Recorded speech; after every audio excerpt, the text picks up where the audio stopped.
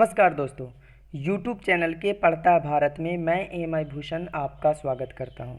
दोस्तों, आप किसी भी एग्ज़ाम की तैयारी कर रहे हैं, चाहे वो आरआरबी, एनटीपीसी, एसएससी या स्टेट पीएससी, तो पूरे वीडियो को ध्यानपूर्वक देखिए, एनालिसिस कीजिए। अगर मेरे चैनल के माध्यम से आपको कुछ भी सीखने को मिलता है तो चैनल को सब्सक्राइब कर लीजिएगा और बेल आइकन को प्रेस कर लीजिएगा ताकि समय समय पर नोटिफिकेशन आपको मिलते रहें। तो दोस्तों चलिए स्टार्ट करते हैं क्वेश्चन आंसर का सिलसिला।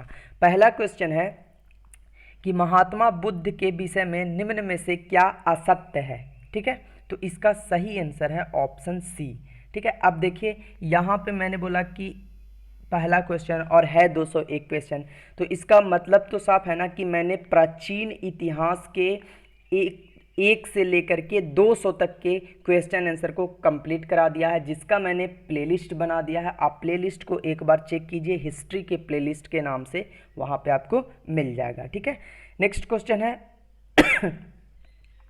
सिंधु सभ्यता का कौन सा स्थान भारत में स्थित है। तो इसका सही आंसर है लोथल। इसका सही आंसर क्या है? Option C, Lothal. अब थोड़ा सा लोथल के विषय में हम जानने की कोशिश करते हैं। ठीक है, लोथल गुजरात के अहमदाबाद जिले के भोगवा नदी के किनारे सरगवाला नामक गांव में स्थित है, मतलब वहाँ से समीप में है। इसकी खुदाई कब हुई थी, ये इम्पोर्टेंट है। इसकी खुदाई 1954 से 55 ईस्वी में रंगनाथ राव के नेतृत्व में की गई थी। इस स्थान से समकालीन सभ्यता के 5 स्तर पाए गए हैं। देखिए, मैं एक्स्ट्रा फैक्ट इसलिए लेकर के आता हूं कि इस तरह का क्वेश्चन आपके एग्जाम में बन जाते हैं, तो मेरे एक्स्ट्रा फैक्ट से आपके और भी पकड़ मजबूत हो जाते हैं। नेक्स्ट क्वेश्चन है श्रीनगर की स्थापना किस शासक ने की थी। तो इसका सही आंसर है ऑप्शन सी, यानी अशोक ने। ठीक है, अब थोड़ा सा एक्स्ट्रा फैक्ट जान लीजिए। अशोक प्राचीन भारत में मौर्य साम्राज्य बिंदुसार का पुत्र था, जिनका जन्म लगभग 304 ईसा पूर्व में माना जाता है। भाइयों के साथ हुए गृह युद्ध के बाद 272 ईसा पूर्व अशोक को राजगद्दी मिली और 332 ईसा पूर्व तक उसने शासन किया। आरंभ में अशोक भी अपने पितामह चंद्रगुप्त मौर्य, पितामह का मतलब हो गया दादा, ठीक है, और पिता बिंदुसार की भांति युद्ध के द्वारा साम्राज्य विस्तार करता चला गया। कश्मीर, कलिंग तथा कुछ अन्य प्रदेशों को जीतकर उसने संपूर्ण भारत में अपना राजस्व स्थापित कर लिया था। अब देखिए यहाँ पे आया कलिंग, तो दोस्तों उत्तर प्रदेश को ही पहले कलिंग के नाम से जाना जाता था। नेक्स्ट क्वेश्चन है भारत के राज्य चिन्ह में प्रयुक्त होने वाला शब्द सत्यमेव जयते किस उपनिषद से लिया गया है। तो इसका सही आंसर है मुंडको उपनिषद। अब देखिए ये क्वेश्चन इंपॉर्टेंट इसलिए बनता है कि यहाँ तक आप जान रहे हैं, लेकिन इसका जो एक्स्ट्रा फैक्ट बनेगा वो चीज़ें ध्यान में रखिए।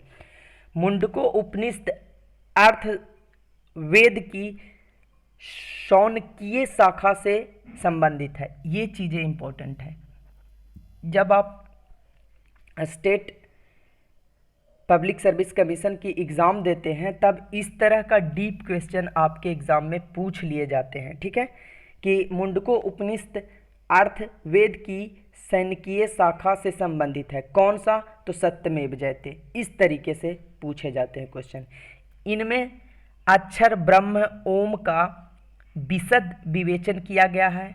इसे मंत्रोपनिषद नाम से भी पुकारा जाता है। इसमें 3 मुंडक है और प्रत्येक मुंडक के 2-2 खंड हैं तथा कुल 64 मंत्र है। मुंडक का अर्थ है मस्तिष्क और अत्यधिक शक्ति प्रदान करने वाला, और उसे अविद्या रूपी अंधकार से मुक्त करने वाला भी कहा गया है। इस उपनिषद में महर्षि अंगिरा ने शौनक को परा अपरा विद्या का ज्ञान करवाया है। भारत के राष्ट्रीय चिन्ह में अंकित शब्द सत्यमेव जयते मुंडको उपनिषद से लिया गया है। क्या इससे पहले आपको इतनी जानकारी थी इस एक क्वेश्चन के लिए? एकदम हार्टली बोलिएगा नहीं। तो दोस्तों अगर आपको मेरे चैनल के माध्यम से रियल में कुछ सीखने को मिल रहा है तो प्लीज़ चैनल को सब्सक्राइब कर लीजिए और बेल आइकन को प्रेस कर लीजिए।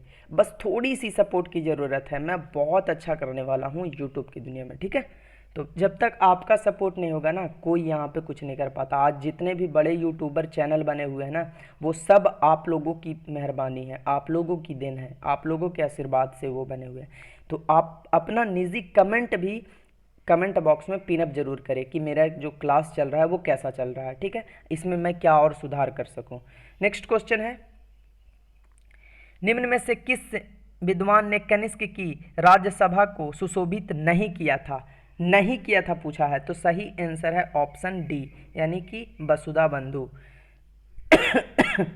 बौद्ध जगत में आचार्य वसुधा बंधु के प्रकांड पंडित और शास्त्रार्थ पटुता की बड़ी प्रतिष्ठा है। अपनी अनेक कृतियों द्वारा उन्होंने बुद्ध के मंतव्य का लोक में प्रसार करके लोक का महान कल्याण सिद्ध किया है। उनके इस परिहित कृत्य को देखकर विद्वानों ने उन्हें द्वितीय बुद्ध की उपाधि तक दे दी थी, ठीक है। नेक्स्ट क्वेश्चन है, शून्य की खोज किसने की थी? ओ माय गॉड, तो इसका सही आंसर है ऑप्शन सी, सब जानते हैं, देता ना दशमलव भारत तो अंदाजा लगाना मुश्किल था। ये गाना आपने सुना होगा, जरूर सुना होगा। तो ये भारत की देन है शून्य। अब देखिए भारत की देन और क्या क्या चीज़ें हैं, थोड़ा सा एक्स्ट्रा फैक्ट में जान लीजिए।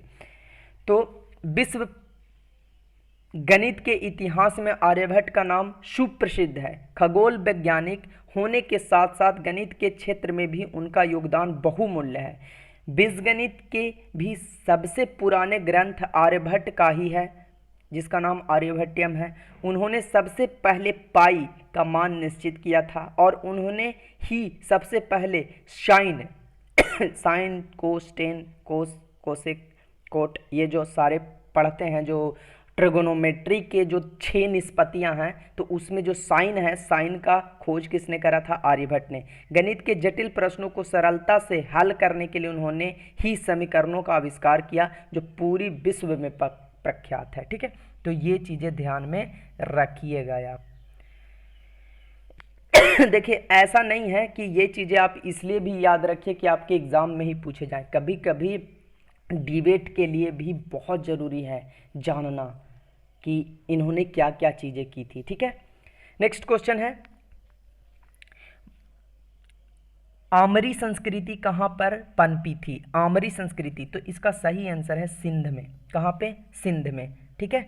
अब थोड़ा सा देखिए, सिंध प्रांत पाकिस्तान के 4 प्रांतों में से एक है। यहाँ 15% जनता वास करती है। यह सिंधियों का मूल स्थान है। सिंध संस्कृत के शब्द सिंधु से बना है, जिसका अर्थ है समुद्र।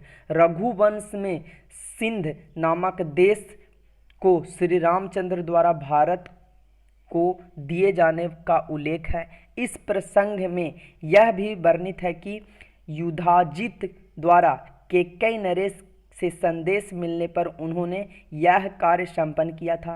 संभव है कि सिंध देश उस समय कैकेयी देश के अधीन रहा हो। सिंधु पर अधिकार करने के लिए भारत ने गंधर्वों को हराया था, ठीक है। देवी देवता गंधर्व राक्षस इस तरह से जो आते थे उनको। नेक्स्ट क्वेश्चन है, गुप्त वंश का संस्थापक कौन था? गुप्त वंश का पूछा है, तो ये आपको पता होगा, श्रीगुप्त थे, ठीक है। इनका एक्स्ट्रा फैक्ट भी मैं नहीं लेता हूँ।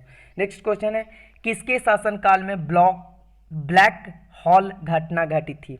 अब देखिए ये क्या क्वेश्चन आपको डीप नहीं लगता? आईएमपी लगा लीजिए, किसी न किसी एग्जाम में पूछे ही जाने वाले हैं कि किसके शासनकाल में ब्लैक होल की घटना घटी थी। तो उस समय शासन था सिराजुद्दौला का, ठीक है। और अभी तो एक लेटेस्ट न्यूज आ रही है नासा की तरफ से कि जो ब्लैक होल जो था उसका जो होल है वो पूरी तरीके से बंद होने जा रहा है, ठीक है। कलकत्ता की काल, देखिए क्या बोल रहा है, कलकत्ता की काल कोठरी में घटित घटना भारतीय इतिहास की प्रमुख घटनाओं में से एक है।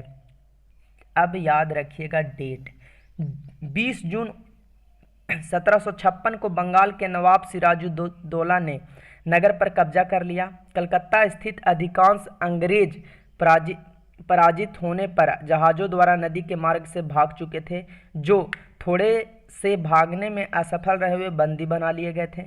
उन्हें किले के भीतर ही एक कोठरी में रखा गया था, जो काल कोठरी के नाम से विख्यात था और जिसके विषय में नवाब सिराजुद्दौला पूर्णतः अनभिज्ञ था। इस कोठरी को ब्लैक हॉल के नाम से जाना जाता था। ओ माय गॉड, ये ब्लैक हॉल अलग है और वो ब्लैक हॉल अलग है। थोड़ी देर के लिए तो मैं भी कंफ्यूज हो गया था।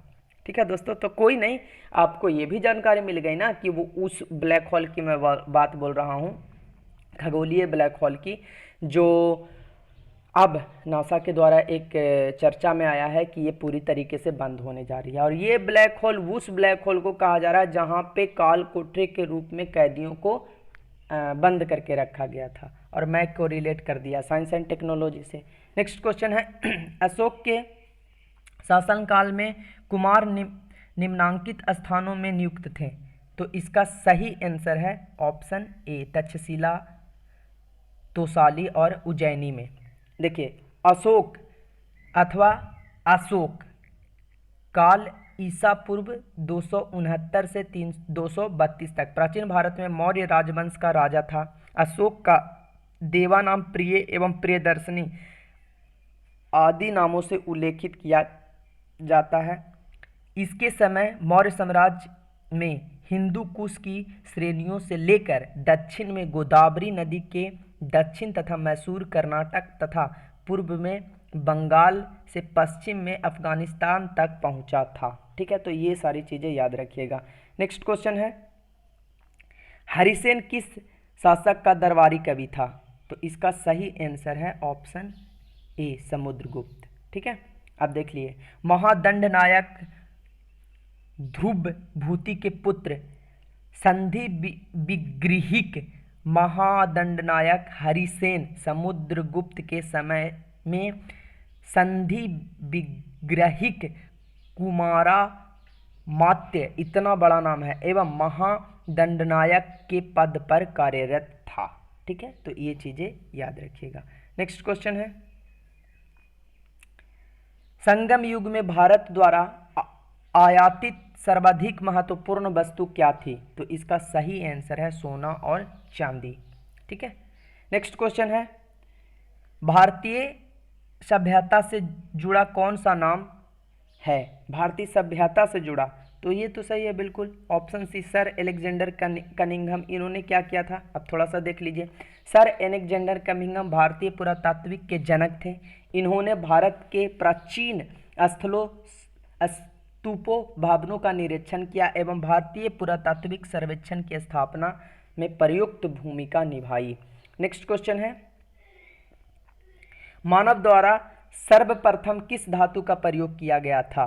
सर्वप्रथम तो तांबा का, ये बिल्कुल फैमिलियर क्वेश्चन है। ठीक है, मानव द्वारा सर्वप्रथम प्रयोग में लाई गई धातु तांबा थी, जिसकी आरंभिक तिथि 5000 BC बिफोर क्राइस्ट बताया जा रहा है, अर्थात नवपाषाण काल तक। वैसे विश्व परिदृश्य पर दृष्टिपात करें तो तांबे के उपयोग की आरंभिक तिथि उत्तरी इराक में 8700 BC है, यानी बिफोर क्राइस्ट, बहुत पुराना है। ठीक है, नेक्स्ट क्वेश्चन है, शक संवत पर आधारित राष्ट्रीय पंचांग का अंतिम महीना कौन सा है?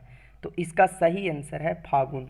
अब देखिए कैसे होता है, चैत, बैसाख, जेठ, आषाढ़, सावन, भादो, आश्विन, कार्तिक, अगहन, पूस, माघ और फागुन, यानी चैत से स्टार्ट होता है और फागुन तक ये चला जाता है। तो मुझे याद था तो मैंने बता दिया। ठीक है, देखिए यहाँ पे है भी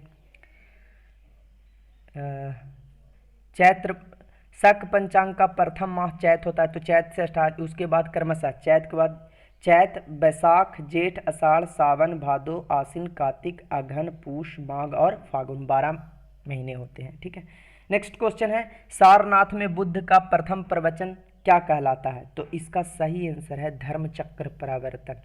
ठीक है, ज्ञान प्राप्ति के पश्चात बुद्ध ने ऋषिपत्तनम यानी सारनाथ में उरुवेला में उनका साथ छोड़ देने वाले 5 ब्राह्मण तपस्वियों, कौंडिन्य, वाण्य, भद्रिक, महानाम और अश्वजीत को ज्ञान का प्रथम उपदेश दिया था। ठीक है, इसको धर्मचक्र परिवर्तन के नाम से कहा गया है।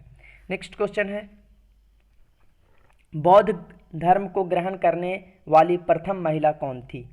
तो इसका सही आंसर है उनकी माता गौतमी, पालनहार माता गौतमी। ठीक है, गौतम बुद्ध द्वारा वैशाली में आम्रबट्टिका में भिक्षुणी संघ की स्थापना की गई। इस संघ में प्रवेश पाने वाली प्रथम महिला बुद्ध की सौतेली माता प्रजापति गौतमी थी। ये शब्द वैसे ठीक नहीं लगता, मौसी माँ कह दे, इतिहासकारों ने लिखा कैसे है, सौतेली शब्द का प्रयोग किया है, ये मुझे नहीं सही लगता। ठीक है, वो अलग बात है, हिस्ट्री के अंदर ये जानना जरूरी है कि इनकी सौतेली माता थी। ठीक है, मौसी माता थी, लेकिन यहाँ पे मौसी माँ उपयोग करना चाहिए था। चलो कोई ना, उनकी अपनी मर्जी। नेक्स्ट क्वेश्चन है, प्राचीन भारत का वह प्रसिद्ध शासक जिसने अपने जीवन के अंतिम दिनों में जैन धर्म अपना लिया था? तो इसका सही आंसर है चंद्रगुप्त।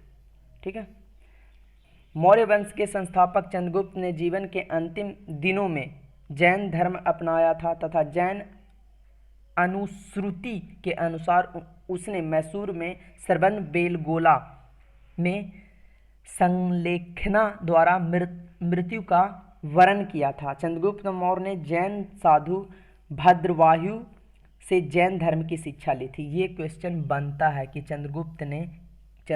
चंद्रगुप्त मौर्य ने किससे जैन धर्म की शिक्षा ली थी? तो भद्रबाहु से। ठीक है, नेक्स्ट क्वेश्चन है, अशोक ने अपने शिलालेखों में अपने समकालीन दक्षिण के किस राज्य का उल्लेख नहीं किया है पूछ रहा है, तो ये कुषाण का। ठीक है, कुषाण का उल्लेख नहीं किया। अशोक ने दूसरे शिलालेख में सुदूर दक्षिण के चोल, पांड और सत्यपुत्र, केरलपुत्र आदि राज्यों का उल्लेख मिलता है, किंतु कुषाण का उल्लेख नहीं मिलता है। नेक्स्ट क्वेश्चन है, पल्लव राज की राजधानी कहाँ थी? तो इसका सही आंसर है कांचीपुरम। ये बहुत ही फैमिलियर क्वेश्चन और IMP लगा लीजिए, क्योंकि अक्सर ये क्वेश्चन जरूर पूछा जाता है। अब इसका थोड़ा सा डिटेलिंग्स कर लेते हैं।